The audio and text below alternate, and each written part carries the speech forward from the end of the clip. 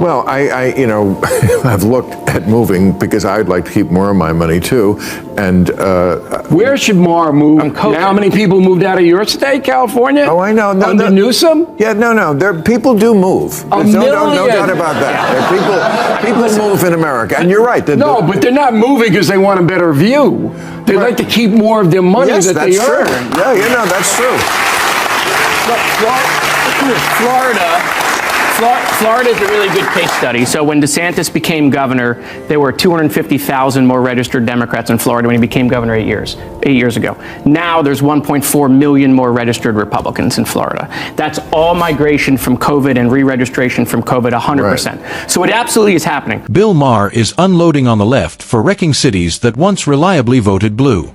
The comedian argues the left ditched these cities to chase the radical fringe, doing so while voters feel ignored, unsafe, broke, and furious.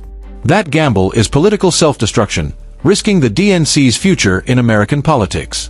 As always, smash the like button if you're into sharp political commentary, and let's dive straight into it. I read that the current mayor of Chicago has an approval rating of 6.6%. Round it up, Sep.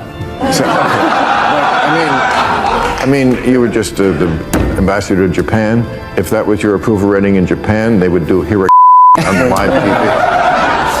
They would do it at 27. I mean, what's going on in Chicago as the person? Look, I mean, we were talking about this a little earlier. I mean, you have also the mayor of New York not doing well. Obviously, other things also here in Los Angeles not doing well, the mayor here. Look, and then you got mayors, like the mayor of San Francisco and other cities that are doing well. So I would say, look, there is a general rule. I had this when I was mayor. Safe streets, strong schools, stable finances. Focus on those three things and your city's going to be fine. Rahm Emanuel opens by laying out exactly why he believes the mayor of Chicago is sitting at a disastrous 6% approval rating. And in his view, it's not complicated. It comes down to three things voters feel every single day: public safety, financial instability, and failing schools. Chicago residents are dealing with rising crime, budget chaos, and an education system that continues to disappoint. Yet, they see little urgency or focus from City Hall. Emanuel argues that leadership isn't about grand rhetoric or ideological signaling. It's about fixing what's broken right in front of people. Instead, Chicagoans feel ignored while their quality of life declines. The frustration isn't abstract, it's personal. Parents worry about their kids' schools. Workers worry about safety on their commute. And taxpayers worry about where their money is going. According to Emanuel, we've gone through 5 years where people became way too permissive of culture. They were all, which is why everything's locked up at Walgreens and CVS, and that is a disaster. Yeah. And I'll say this about our schools. I don't want to hear another word about the locker room. I don't want to hear another word about the bathroom. You better start focusing on the classroom. I agree. We had the worst reading scores for 8th graders in 30 years. And nobody, not a governor, not a mayor, not a president, not a secretary of education is talking about it. We're all wrapped up. Look, in 7th grade, if I known that I could have said the word they and got in the girls' bathroom, I would have done it. Okay, we literally are a superpower. We're facing off against China with 1.4 billion people, and 2/3 of our children can't read 8th grade level. So no more about the lot. Wait a second, I'm on a roll for a second. The mayor's problem isn't messaging, it's priorities. And voters are making it painfully clear they've had enough. Rahm is right, and this is where the frustration really sets in. Our public school system is clearly failing. Yet, instead of confronting collapsing standards, poor outcomes, and classrooms in crisis, the national conversation was hijacked by debates over locker rooms and bathrooms. While parents were asking why their kids couldn't read, write, or compete, leadership was busy chasing cultural flashpoints that affect a tiny fraction of students. Rahm's point is painfully simple. We allowed fringe arguments to dominate the discourse while abandoning what actually matters, our children's education. Schools should be about learning, safety, and opportunity, not ideological battlegrounds. And it's impossible to ignore who led the charge in these debates.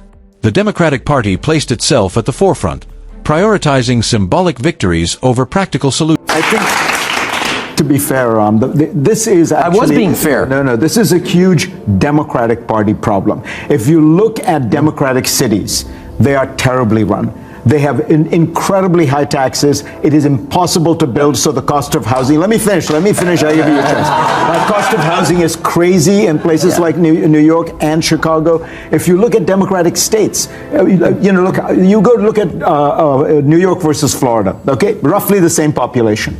The budget of New York State is twice that of Florida. What do they have? Streets paved with gold? I live in New York. I pay the highest taxes in New York. You get nothing for it. And I think that is the image people have of the Democratic Party. The result?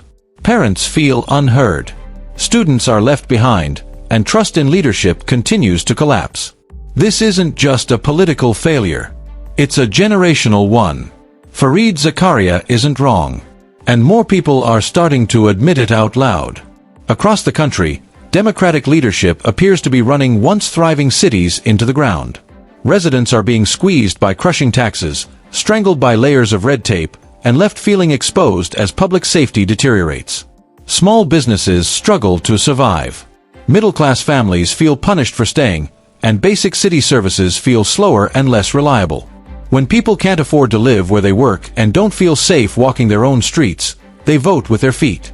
That's why we're seeing a steady exodus from deep blue cities to places that promise lots of taxes, lots of regulation, but nothing gets done. Hey, and I think I live in L.A. Right. And I think, listen.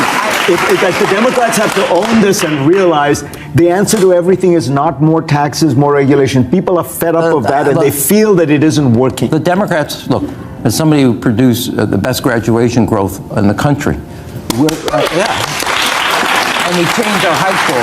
You were a good mayor. I agree. No, that's not the point. The point was we changed, but I'll take that. The point isn't the rules. The point is the results. And the party has gotten way too focused on what the rules are. And I do agree with you on this. We have made it impossible to function as a city or as a state. Lower taxes, fewer bureaucratic hurdles, and a stronger commitment to law and order. This migration isn't driven by ideology alone. It's driven by quality of life. People want cities that work, not cities that lecture them while failing to deliver the basics. For far too long, Democrats have been obsessed with rules while caring far less about results. Their instinct is to regulate everything, from public discourse and policy debates to how many permits you need just to fix a roof. Bureaucracy isn't just bloated, it's suffocating. Everyday tasks that should take hours drag on for weeks or months, buried under paperwork, approvals, and endless reviews. Small businesses feel it the hardest, but homeowners and workers feel it, too. Want to renovate, expand, or build? Get ready to wait. The system moves at a glacial pace, and no one seems accountable when it stops. Take an example of this example. Here, obviously in LA, it took a fire and a natural disaster to make you realize, you know what, that rule's not that important. In Pennsylvania, a bridge collapsed. All of a sudden we go, well, that environmental rule is just not important. We got to build a bridge. It's much more important. And I think the Democratic Party should take a look at it and say, we're going to be honest, like we did in 1994 with reinventing government. Everything is on the table. Nothing is safe. And we're just going to look at it and say, that's essential. Those two things get out of here. And that doesn't happen. And that's a fair... Instead of asking whether policies actually work, leadership keeps adding more layers, more rules, and more agencies. The result is paralysis. Cities don't feel governed. They feel trapped. People aren't asking for chaos. They're asking for competence. And when government becomes an obstacle instead of a service, frustration is inevitable. Ram is right. And if the DNC wants to rebuild trust in its own cities, it needs a serious reckoning with overregulation.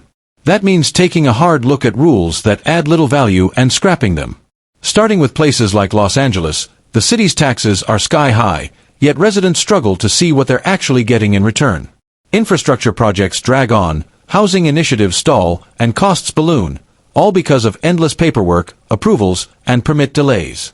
In California, It's not uncommon for major projects. Do you think that Mamdani's election will lead more financial organizations to leave New York City for Wall Street South in Florida? Tell me, I've read that term just recently, Wall Street South, Florida. This is your Palm Beach. state. What is that? A lot of Wall Street guys have moved to Palm Beach. It's been happening really since COVID. It's accelerated with increases in taxes.